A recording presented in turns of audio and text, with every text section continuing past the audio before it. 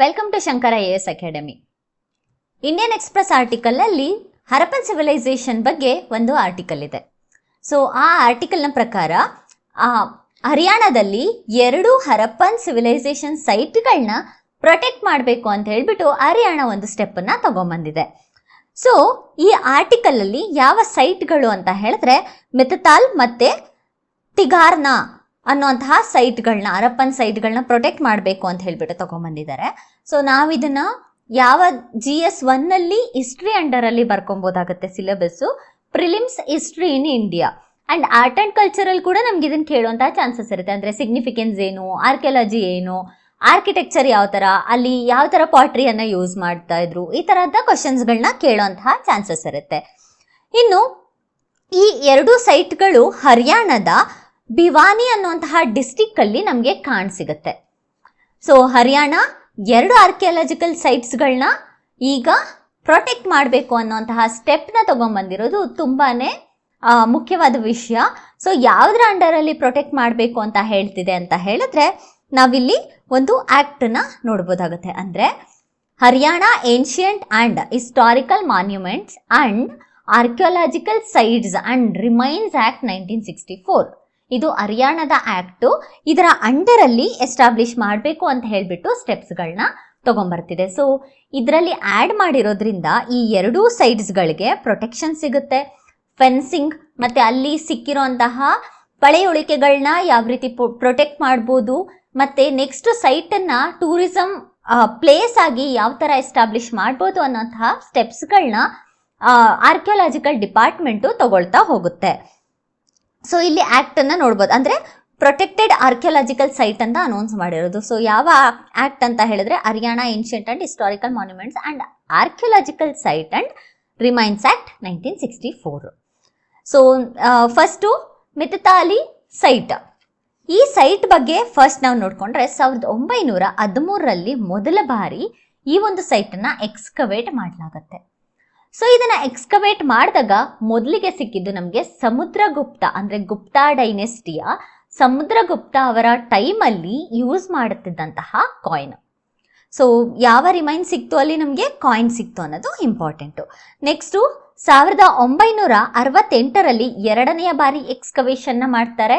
ಈ 2ನೇ ಬಾರಿಯ ಎಕ್ಸ್ಕವೇಷನ್ ನಲ್ಲಿ ಮಿತತಾಲಿ ಸೈಟ್ ಅಲ್ಲಿ ಮಿತತಾಲಿ ಸೈಟ್ ಕಾಪರ್ ಮತ್ತೆ ಬ್ರಾನ್ಸ್ ಏಜ್ಗೆ ಸೇರಿರುವಂತಹ ಒಂದು ಸೈಟ್ ಅಂತ ಹೇಳ್ಬಿಟ್ಟು ನಮಗೆ ಗೊತ್ತಾಗತ್ತೆ. ಸೊ ಇಲ್ಲಿ ಕಾಪರ್ ಮತ್ತೆ ಬ್ರಾನ್ಸ್ ಏಜ್ ಅಗ್ರಿಕಲ್ಚರ್ನ ನಾವು ನೋಡ್ಬೋದು ಯಾವ್ದ್ರಲ್ಲಿ, ಮಿತತಾಲಿ ಸೈಟ್ ಅಲ್ಲಿ. ನೆಕ್ಸ್ಟ್ 1968 ಆದ್ಮೇಲೆ 1965ರಿಂದ 1968ರ ತನಕ 1965ರಿಂದ 68ರ ತನಕ ಎಕ್ಸ್ಕವೇಷನ್ಸ್ ನಡೀತಾನೆ ಇರುತ್ತೆ. ಸೊ ಆ ಎಕ್ಸ್ಕವೇಷನ್ಸ್ಗಳು ನಡಿಬೇಕಾದ್ರೆ ಇಲ್ಲಿ ಗೊತ್ತಾಗುತ್ತೆ ಗಂಗಾ ಮತ್ತೆ ಇಂಡೋ ಗ್ಯಾಂಗೆಟಿಕ್ ಪ್ಲೇನ್ಸ್ ಅಲ್ಲಿ ಇದು ಬರುತ್ತೆ. ಥರ್ಡ್ ಮತ್ತೆ ಸೆಕೆಂಡ್ ಮಿಲೇನಿಯಂ BCE ಅಲ್ಲಿ ಇದ್ದಂತಹ ಸೈಟ್ಸ್ಗಳಿದು ಅಂತ.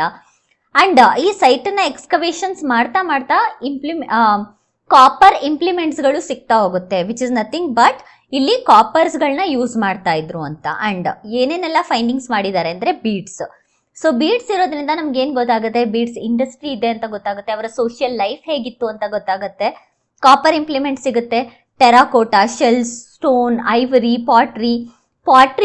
ಸೊ ಪಾಟ್ರಿ ಪ್ರತಿಯೊಂದಕ್ಕೂ ಕೂಡ ತುಂಬಾನೇ ಇಂಪಾರ್ಟೆಂಟು. ಯಾಕೆ ಅಂತ ಹೇಳಿದ್ರೆ ಮ್ಯಾಚ್ ದ ಫಾಲೋಯಿಂಗ್ ಅಲ್ಲಿ ಕೇಳ್ತಾರೆ.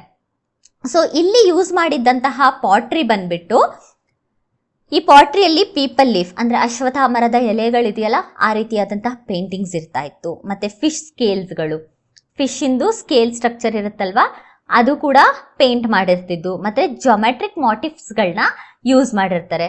ಸೊ ಯಾವ ರೀತಿಯ ಪೇಂಟೆಡ್ ಅಂತ ಹೇಳಿದ್ರೆ ಬ್ಲ್ಯಾಕ್ ವಿತ್ ರೆಡ್. ಸೊ ಈ ರೀತಿಯಾದ ಪೇಂಟ್ ಅನ್ನ ಮಾಡಿಬಿಟ್ಟು ಪಾಟ್ರಿಗಳನ್ನ ನಾವಿಲ್ಲಿ ನೋಡ್ಬೋದಾಗತ್ತೆ. ಸೊ ರೆಡ್ ವೇರ್ ಪಾಟ್ರಿಯನ್ನ ನಾವು ಇಲ್ಲಿ ನೋಡ್ಬೋದಾಗತ್ತೆ. ಸೊ ಹರಪ್ಪನ್ ಎಲಿಮೆಂಟ್ಸ್ ನಮ್ಗೆ ಏನ್ ಇಂಪಾರ್ಟೆಂಟ್ ಅಂತ ಹೇಳಿದ್ರೆ ಟೌನ್ ಪ್ಲಾನಿಂಗ್, ಆರ್ಟ್ ಮತ್ತೆ ಕ್ರಾಫ್ಟ್ಸು ಮಿತಿಥಾಲಿ ಸೈಟ್ ಅಲ್ಲಿ ತುಂಬಾನೇ ಇಂಪಾರ್ಟೆಂಟ್ ಆಗುತ್ತೆ. ಸೊ ಇಲ್ಲಿ ಯೂಸ್ ಮಾಡಿರುವಂತಹ ಪಾಟ್ರಿ ಸಿಸ್ಟಮ್ ನ ಕೇಳ್ತಾರೆ, ಮತ್ತೆ ಆ ಪಾಟ್ರಿ ಮೇಲೆ ಇದ್ದಂತಹ ಡಿಸೈನ್ಸ್ ಬಗ್ಗೆ ಕೂಡ ಕೇಳ್ತಾರೆ. So peepal leaf, fish scale, geometric motifs ಇದು important. Next Tigrana site. So ಇದು ಕೂಡ ಹರಿಯಾಣದಲ್ಲೇ ಇರೋದು. ಸೊ ಮೊದಲಿಗೆ ಇಲ್ಲಿ ಎಕ್ಸ್ಕವೇಷನ್ ಮಾಡುವಾಗ ನಮಗೆ ಗೊತ್ತಾಗುತ್ತೆ ಇಲ್ಲಿ ಪೋಸ್ಟ್ ಹರಪ್ಪನ್ ಸೈಟ್ಗೆ ಸೇರೋ ಅಂತಹ ಪಳೆಯುಳಿಕೆಗಳು ಸಿಗುತ್ತೆ. ಸೊ ಹಾಗಾಗಿ ಈ ಸೈಟ್ ಬಂದ್ಬಿಟ್ಟು ಪೋಸ್ಟ್ ಹರಪ್ಪನ್ ಟೈಮಲ್ಲಿ ಇದ್ದಿದ್ದು ಅಂತ ಹೇಳ್ಬಿಟ್ಟು ಗೊತ್ತಾಗತ್ತೆ.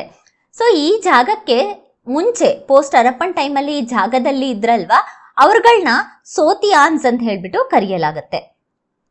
ಸೋತಿಯಾನ್ಸ್ ಇವ್ರು ಎಲ್ಲಿ ಜೀವನ ಮಾಡ್ತಿದ್ರು ಅಂತ ಹೇಳಿದ್ರೆ ಮಣ್ಣಿನ ಇಡಿಕೆಗಳು, ಬರ್ಂಟ್ ಬ್ರಿಕ್ ನ ಯೂಸ್ ಮಾಡ್ತಾ ಇದ್ರು. ಈವನ್ ಇಲ್ಲೂ ಕೂಡ ಮಿತಿತಾಲಿ ಸೈಟ್ ಅಲ್ಲಿ ಕೂಡ ವೆಲ್ ಬರ್ಂಟ್ ಬ್ರಿಕ್ ಗಳನ್ನ ಯೂಸ್ ಮಾಡ್ತಾ ಇದ್ರು. ಇಲ್ಲೂ ಕೂಡ ಬರ್ಂಟ್ ಬ್ರಿಕ್ ಗಳನ್ನ ಯೂಸ್ ಮಾಡ್ಬಿಟ್ಟು ಮನೆಗಳನ್ನ ಕಟ್ಕೊಂಡಿದ್ರು. ಈ ಸೋಥಿಯಾನ್ಸ್ ಅವ್ರು ಕೂಡ ಈ ಒಂದು ಜಾಗದಲ್ಲಿ ಜೀವನವನ್ನ ಸಾಗಿಸ್ತಾ ಇದ್ರು. ನೆಕ್ಸ್ಟ್ ಪಾಟ್ರಿ ಬಂದ್ಬಿಟ್ಟು ಚಕ್ರದಿಂದ ಮಾಡಿರುವಂತಹ ಪಾಟ್ರಿಯನ್ನ ಯೂಸ್ ಮಾಡ್ತಿದ್ರು. ಅಂದ್ರೆ ವೀಲನ್ನ ಯೂಸ್ ಮಾಡಿ ತಯಾರಿಸಿದಂತಹ ಮಡಿಕೆಗಳನ್ನ ಇವರು ಯೂಸ್ ಮಾಡ್ತಾ ಇದ್ರು. ಸೊ ಪಾಟ್ರಿ ಬಂದ್ಬಿಟ್ಟು ಕಪ್ಪು ಮತ್ತೆ ಬಿಳುಪು ಎರಡು ಬಣ್ಣವನ್ನ ಹೊಂದಿರುವಂತಹ ಒಂದು ವಿಶಿಷ್ಟವಾದಂತಹ ಮೋಟಿವ್ಸ್ಗಳನ್ನ ಇವರು ಯೂಸ್ ಮಾಡ್ತಿದ್ರು. ನೆಕ್ಸ್ಟು ಅಗ್ರಿಕಲ್ಚರ್ ಪರ್ಪಸ್ ಕೂಡ ಇಲ್ಲಿ ಆಕ್ಟಿವ್ ಆಗಿ ನಡೀತಿತ್ತು. ಅಗ್ರಿಕಲ್ಚರ್ ಅಲ್ಲಿ ಕೌ ಮತ್ತೆ ಬಫೆಲೋಸ್ ಮತ್ತೆ ಶೀಪ್ಸ್ ಇದನ್ನೆಲ್ಲ ಯೂಸ್ ಮಾಡ್ತಾ ಇದ್ರು ವ್ಯವಸಾಯ ಮಾಡೋದಕ್ಕೆ. ಅಂದ್ರೆ ಹಸುಗಳು, ಎತ್ತುಗಳು, ಕುರಿಗಳು ಇದನ್ನೆಲ್ಲ ಕೂಡ ಯೂಸ್ ಮಾಡ್ತಾ ಇದ್ರು, ಅಂದ್ರೆ ಸಾಕ್ತಿದ್ರು ಕೂಡ. ನೆಕ್ಸ್ಟು ಡೊಮೆಸ್ಟಿಕ್ ಅನಿಮಲ್ಸ್ ಅಂತ ಕೇಳ್ತಾರಲ್ವಾ, ಅದಕ್ಕೆ ಇದು ಬೇಕಾಗತ್ತೆ. ನೆಕ್ಸ್ಟು ಇಲ್ಲಿ ಯೂಸ್ ಮಾಡ್ತಾ ಇದ್ದಂತಹ ಗ್ರೀನ್ ಕಾರ್ನಿಯಲ್ ಬ್ಯಾಂಗಲ್ ತುಂಬಾನೇ ಇಂಪಾರ್ಟೆಂಟ್ ಆಗುತ್ತೆ.